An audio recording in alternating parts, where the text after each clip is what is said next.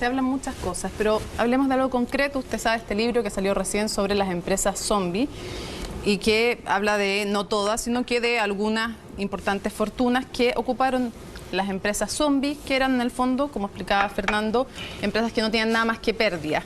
En concreto, en 1992, usted compró la Compañía de Industrias y Desarrollo. Pagó 817 millones por ella.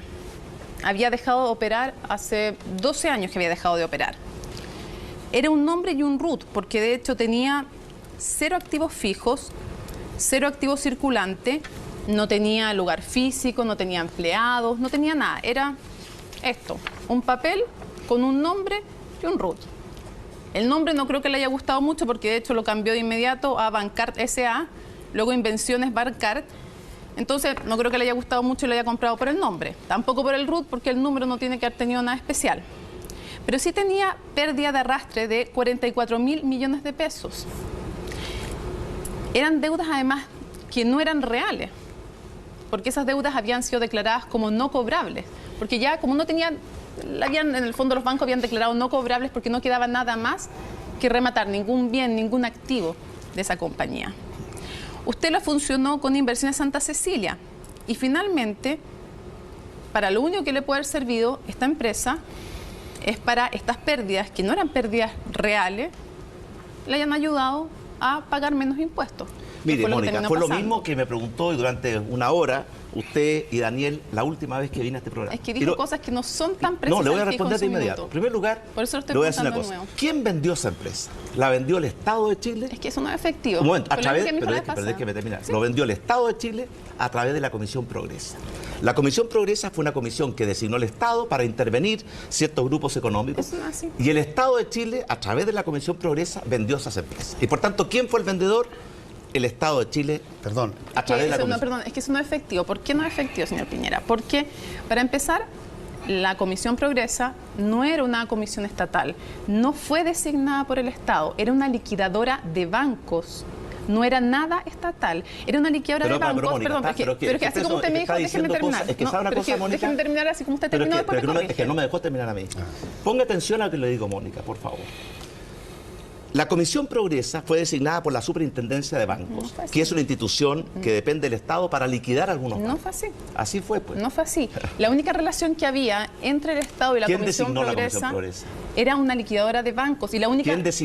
¿Quién intervino en los bancos? Bueno, es que, la Superintendencia de Bancos. Pero eso fue el año 84, señor Piñera. Lo único que se liquidadora de bancos... ¿quién intervino en los bancos? No, pero intervino la Superintendencia de Bancos. No tenía ninguna relación. La Superintendencia de Bancos... Está hablando, Mónica, de cosas que yo creo que está mal informada. No estoy mal informada. La Comisión Progresa no era un ente estatal, pero Mónica, pero ponga atención a lo que lo digo, porque es difícil el diálogo. No había sido designada por el Estado. Es difícil el diálogo cuando usted no escucha. La Comisión Progresa no era una comisión estatal. Fue designada por la Superintendencia de Bancos que había intervenido los bancos. Y por tanto fue designado por un órgano público. ¿Quién vendió en consecuencia indirectamente esas empresas? ¿Y quién recibió los productos de esa venta? El Estado de Chile. Los bancos. Los bancos que estaban intervenidos por el Estado de Chile. Ya a esa altura no estaban intervenidos por el Estado de Chile. Por supuesto que estaban intervenidos. Tenían que reportar, fue en los años 90, no en el 84. Y lo único que tenían que hacer los bancos era reportar ciertas cosas. Mire, déjeme decir una cosa. Si usted tiene, déjeme decir, este es un tema que es reiterativo con Mónica y se lo quiero aclarar de una vez por todas. Esa operación, el vendedor fue la Comisión Progresa, que había sido designada por la Superintendencia de Bancos, que había intervenido los bancos. ¿Quién recibió la plata producto de la venta? Los bancos, que en ese instante no tenían dueños, sino que indirectamente eran propiedad del Estado porque el Estado los había intervenido. Los dueños estaban fuera. Tercero. En los años 90 ya no estaban. Los dueños estaban fuera. Usted lo compró en 1992. Eran los bancos que vendieron esta empresa, eran los ex Banco Santiago, ex Banco de Chile, cuyos dueños ya estaban fuera. Y por lo tanto, lo que existía en ese instante era una comisión que los tenía intervenidos. Pero además... aparte, para comprar las pérdidas, ¿para qué compró usted esta empresa? Que era solo un nombre y un root. No, era mucho más que eso. ¿Qué tenía? Era mucho más que eso. Una empresa que tenía 100 años de historia. ¿Pero qué tenía en concreto materialmente? No tenía empleados, no tendría activos fijos ni activos circulantes. ¿Para qué servía la empresa? Es la pregunta. Era una empresa que tenía 100 años de historia. ¿Qué tenía y además, físicamente? Esta operación se informó al Servicio de Impuestos Internos. Pero la pregunta es, ¿por qué la conoció? Pero es que me termina. ¿Por qué valía 817 millones de pesos? Pero un momento, hacen preguntas a ustedes con afirmaciones equivocadas y no dejan responder, lo cual no me parece correcto. Para poder hacer esa operación, ¿cierto? Impuestos Internos tuvo que aceptarla. Y Impuestos Internos aceptó algunas cuando la pérdida era real y rechazó otras cuando la pérdida provenía de corrección monetaria. En el caso nuestro, eso fue aprobado por el Servicio de Impuestos Internos. Y por tanto, si uno hace algo en forma transparente, informa a Impuestos Internos aprueba la operación. Además, el producto de la venta lo recibe el propio Estado. No el propio Estado no puede, lo reciben los bancos que estaban intervenidos por el Estado, Mónica. En el año 92 no. Estaban intervenidos por el Estado, los dueños ya estaban absolutamente... le pidió rectificar, de hecho, y usted tuvo que pagar 216 millones los dueños de los pesos. bancos... Los dueños de los bancos ya estaban totalmente fuera. Y por lo tanto, este es un tema que lo hemos discutido mucho. Pero la pregunta de fondo es, ¿para qué compra una empresa que tiene una característica nada? Si usted me dice, es que tenía 100 años de historia, yo quería hacer un memorial, quería colocarla, no sé, una placa ahí en donde siempre estuvo en 100 años. No está. ¿Para qué sirve la empresa? ¿Para qué le sirvió comprar? Porque era una empresa que tenía 100 años de historia, que lo vende indirectamente el Estado de Chile, que hace una oferta pública, publicaron en los diarios que se vendía esta empresa, y por tanto estaban llamando a compradores y muchas empresas chilenas. ¿Por qué usted decidió comprar? Y muchas empresas chilenas, cada una tendría su razón, decidieron comprar. ¿Cuál es la suya? Porque nos parecía que era una empresa atractiva para poder renovarla y resucitarla. Pero si tenía un root y un nombre, que el era lo nombre se lo atractivo. cambió, además. El nombre, cambiar el nombre no cambia la historia de una empresa. ¿Por qué no la hace de cero, digamos? ¿Por qué no la hace de cero? Porque cada uno tiene derecho a tomar sus decisiones libremente. Sí, sin duda. Dentro del marco de la ley y de la transparencia. Ahora, el hecho de que... Si uno hace una cosa, pero déjeme terminar. Está bien. Si uno hace una cosa sin informar a nadie, en forma escondida, en este caso fue justo No, pues si era legal. Nadie ha dicho que sea ni escondido ni ilegal. Mónica, pero el hecho que sea legal, que usted lo da por descontado, es muy importante. Pero por supuesto. Pero no solamente fue legal. Se informó a Impuestos Internos tuvo que aprobar la operación, después se discutió, ¿cierto?, cuáles eran los impuestos a pagar. Y ahí, como en tantos casos, hay discusiones. 216 millones de pesos tuvo que pagar, Mónica, y no tuvo que pagar más porque lo anterior, desde antes del 2001 ya estaba prescrito. Si no hubiera tenido que pagar 2.800 millones. En fin, yo veo la fuerza de tarea del Servicio de Impuestos Internos. Veo claramente, Mónica, que usted tiene con esto una verdadera explicación. Luego, así, ¿qué ocurrió?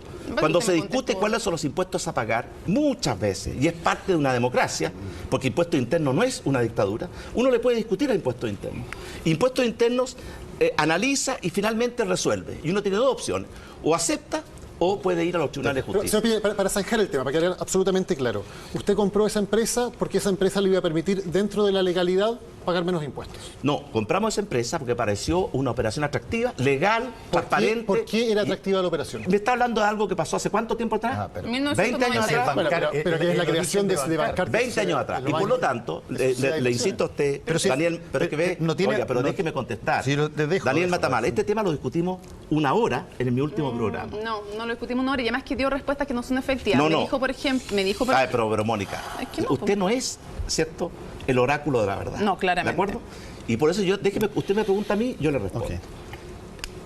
Esa empresa se compró porque pareció una inversión atractiva, se hizo dentro de la ley, se hizo transparentemente, se informó a Impuestos Internos, se aprobó por Impuestos Internos, se pagaron los impuestos que correspondían. Y en consecuencia fue una operación que en esa época la hizo una enorme cantidad de empresas chilenas. Sí, claro. Una de las cuales fue efectivamente una empresa ligada a mi familia. Señor Peña, usted dice, apareció como una opción atractiva, perfectamente válido. ¿Eso era una opción atractiva porque significaba pagar menos impuestos? No, era una opción atractiva por muchas razones. Cuando uno compra una empresa, Daniel Matamala, las razones son múltiples. Ahora, me está preguntando por algo que ocurrió hace 20 años atrás. Pero lo importante aquí, Daniel Matamala, es que la operación fue legal, sí. Fue transparente, sí. Se informó a Impuestos Internos, sí. Se pagaron los impuestos que correspondían, sí. Y en consecuencia, es una operación perfectamente legítima. Y usted nos acaba de decir de que la compró porque tenía 100 años de antigüedad. Entre otras cosas, porque tenía una pérdida de 44 mil millones. Está bien. De hecho, gran parte de esa pérdida nunca se utilizó, para que usted sepa. Ahora, está haciendo muchas afirmaciones, Mónica, con mala información. Yo le pido que sea más prudente yo le en pido sus que usted me diga cuál ha sido incorrecta las que ha hecho, porque no hay ningún dato que haya dado que no sea correcto. Ya, contra la obstinación voy a cometer el pecado mortal de ir ahora a cosas que pueden pasar mañana o pasado mañana si usted es presidente, y no las cosas que pasaron hace 10 o 15 años. Si usted es presidente, se va a enfrentar a otro problema de gran magnitud. Más de 20 magnitud. años, de hecho. Bueno, lo que sea. Un problema de gran magnitud como el del Estado. Pero una pequeña cosa que quiero decir también, a propósito de esto. El diputado Gutiérrez me hizo una acusación brutal. Ustedes la comentaron en sus Twitter, en CNN, dieron todo tipo de opiniones. Y resulta que 9 meses después, el fiscal dice que soy totalmente inocente y declara, ¿cierto?, la absoluta falta de fundamento de la acusación. La Corte de Apelaciones dice que soy totalmente inocente. La Corte Suprema, en forma unánime, dice que soy totalmente inocente. Yo a usted los vi comentar muchas cosas con mala información y no les vi hacer un reconocimiento cuando se declara la inocencia. Y por tanto, esta actitud de patrocinio moral que se autoadjudica, me parece a mí que no resiste ningún análisis. No hay ningún patrocinio moral. Hay una distinción que es muy importante hacer y que yo me imagino que el presidente de la República la tiene muy clara, entre las cosas que son delito y las cosas que pueden ser objeto de cuestionamientos políticos o éticos en su accionar. Jamás, jamás, ni Mónica ni yo hemos dicho que usted cometió un delito en el caso Exalmar. Sí podemos tener una opinión con respecto a si su actuación fue políticamente correcta. La cosa penal la juzgan los tribunales y fui declarado inocente. La conciencia, la cosa ética lo juzga la conciencia y los que creemos en Dios. Y la cosa política lo juzgan los ciudadanos. Absolutamente. Y por eso todos tenemos derecho a la libertad de expresión. No, usted puede opinar lo que quiera, pero usted no es ni juez, ni mi conciencia, ni tampoco la ciudadanía. Ni tampoco es Dios.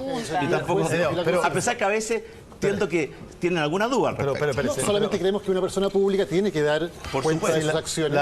Y pocas personas han dado más cuenta de sus acciones públicas que yo en mis 30 años que llevo en la cosa política. Esta es una acusación directamente a nosotros, pero el punto también, cuando le preguntamos esto... No es una acusación, Mónica. Yo estoy dando mi opinión, igual como usted da la suya, con total libertad. Creo que los catones de la moral que se autoasignan esa atribución a mí nunca me han gustado. Está bien, por algo en los tiempos de los romanos, la palabra catón, ¿cierto?, el censor, era una mala palabra. Está opinando algo y contra eso hay que, obviamente, hay que decirle que en una época en que evidentemente, bueno, siempre hemos estado casos de recurso, la discusión sobre si pagar más o menos impuestos a través de mecanismos legales... No, pagué los impuestos que establecía la ley. Y lo quiero decir una cosa, Mónica. Cuando yo voy a comprar, cuando yo voy al supermercado y el impuesto del IVA al 19%, yo pago el 19%, no pago el 25%. Pago lo que exige la ley. Eso es lo que un ciudadano debe hacer. Eso le dice, no es pagar lo mismo que más hacer o menos. comprar una sociedad que le va a permitir a usted, mediante un mecanismo como este, declarar como pérdidas cosas que no lo son. Le acabo de decir, Daniel, que esa gran parte de esa pérdida nunca se utilizó. Se pagaron todos los impuestos. Impuestos internos validó el tema. Y por lo tanto, yo le creo más al veredicto de impuestos internos, que es la institución especializada, que a dos personas que con... de cualquier intención, que no la califico ni la juzgo, están mal informadas.